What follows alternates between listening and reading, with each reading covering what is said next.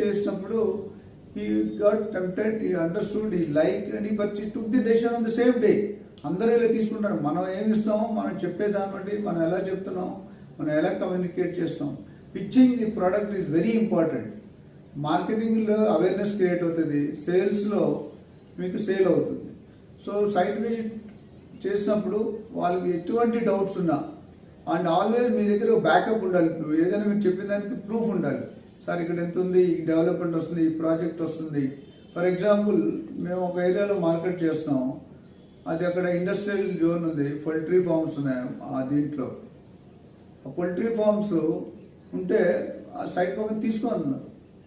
అప్పుడు మేము ఏం చేయాలంటే ఆల్రెడీ గవర్నమెంట్ నోటిఫికేషన్ ఇచ్చింది, ఇవి నెక్స్ట్ 2 yearsలో వెకేట్ చేయాలని. ఆల్రెడీ నోటీస్ 6 నెలలు అయింది, ఇంకో 1.5 years తర్వాత వెళ్తుంది. అది చూపించాక the customer got confidence. Okay, 2 సంవత్సరాలు 2.5 సంవత్సరాలు అవ్వచ్చు.